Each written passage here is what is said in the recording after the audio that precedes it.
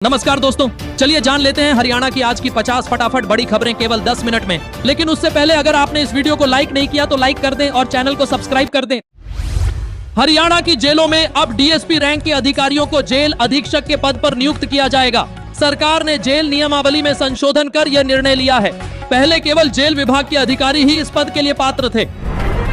हरियाणा में नियम 134A के तहत गरीब बच्चों को दाखिला न देने वाले करीब 1700 निजी स्कूलों पर शिक्षा विभाग ने कार्रवाई करते हुए भारी जुर्माना लगाया है। इन स्कूलों पर नियमों की अनदेखी करने का आरोप है। सर्व कर्मचारी संघ हरियाणा के प्रदेशाध्यक्ष सुभाष लांबा ने बाढ़ प्रभावित क्षेत्रों में राहत व बचाव कार्य में लगे कर्मचारियों से पूरी निष्ठा से काम करने की अपील की है। उन्होंने कहा कि यह मानवता की सेवा करने का समय है।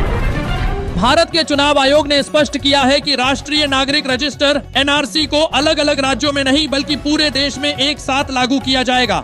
आयोग के अनुसार इसकी तैयारी पर काम चल रहा है। हरियाणा में जीएसटी की दरों में हुई कटौती से प्रदेश के गरीब किसानों और मध्यम वर्ग को बड़ा लाभ मिलेगा। सरकार के अनुसार इस फैसले से प्रदेश वासियों के सालाना लगभग 4000 करोड़ रुपए की बचत होगी।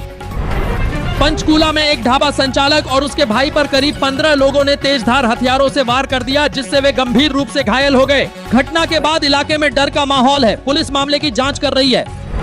जननायक जनता पार्टी जेजेपी ने अपनी राष्ट्रीय कार्यकारिणी का विस्तार करते हुए 25 नए पदाधिकारियों को शामिल किया है। यह फैसला संगठन को मजबूती देने और आगामी चुनावों की तैयारियों के तहत लिया गया है। सिरसा की एक अदालत ने नाबालिग से दुष्कर्म दोषी को 20 साल के कठोर कारावास और जुर्माने की सजा सुनाई है। यह फैसला अतिरिक्त जिला एवं सत्र न्यायाधीश की अदालत ने पॉक्सो एक्ट के तहत सुनाया है।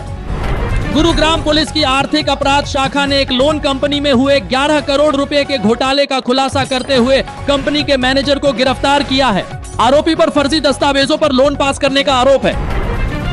हिसार के 4 गांवों में बारिश के पानी की निकासी को लेकर हुए विवाद में भारी बवाल हो गया।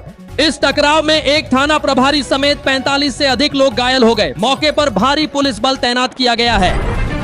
हरियाणा सरकार ने एक बड़ा प्रशासनिक फेरबदल करते हुए 20 आईएएस और एक एचसीएस अधिकारी के तबादला आदेश जारी किए हैं। इस फेरबदल में पंचकूला, चरखी दादरी और फतेहाबाद के उपायुक्त डीसी भी बदले गए हैं।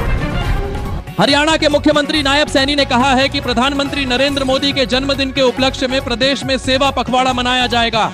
इस दौरान विभिन्न सेवा कार्यों और कल्याणकारी योजनाओं का आयोजन होगा। राजस्थान के एक बांध के ओवरफ्लो होने से हरियाणा के महेंद्रगढ़ जिले के सीमावर्ती गांवों के लिए खतरा बढ़ गया है। बांध से लगातार पानी छोड़े जाने के कारण प्रशासन ने निचले इलाकों में अलर्ट जारी किया है।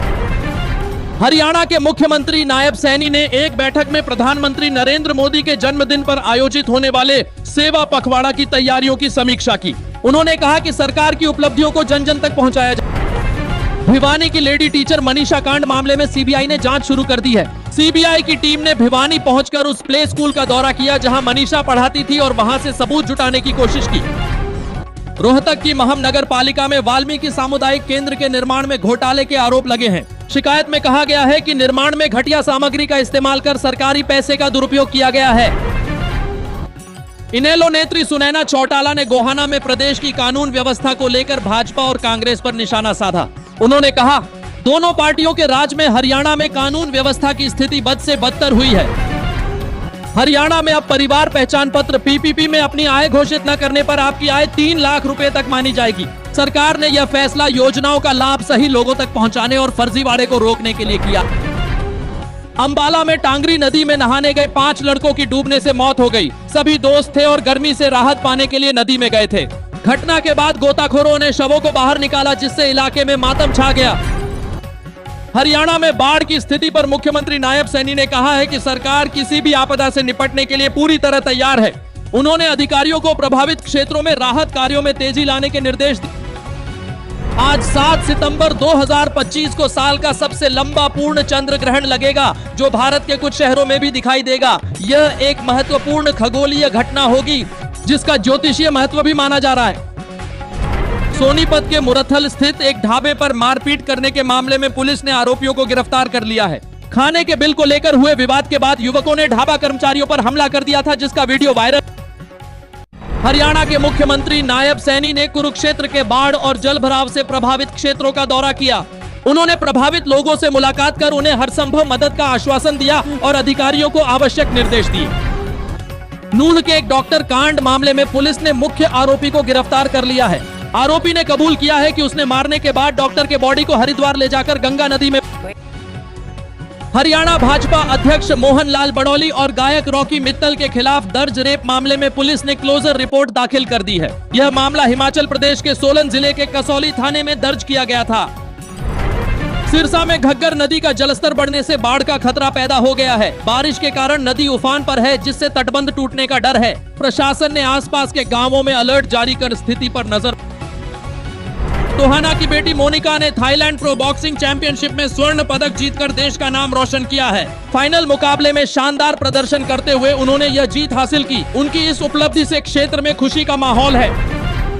महिंद्रा एंड महिंद्रा ने जीएसटी कटौती का पूरा लाभ ग्राहकों को देते हुए अपनी गाड़ियों के दाम घटा दिए हैं। कंपनी की XUV 3XO का डीजल वेरिएंट 1,56,000 रुपए तक। आज सोने के भाव में 130 रुपए की तेजी आई, जिससे 24 कैरेट सोने का भाव 73,200 रुपए प्रति 10 ग्राम हो गया। वहीं चांदी का भाव 1,11,000 रुपए पर स्थिर रहा। मेरे भाइयों, मैं भी हरियाणा से ही हूं। प्लीज वीडियो को ज्यादा से ज्यादा लाइक शेयर करें और चैनल को सब्सक्राइब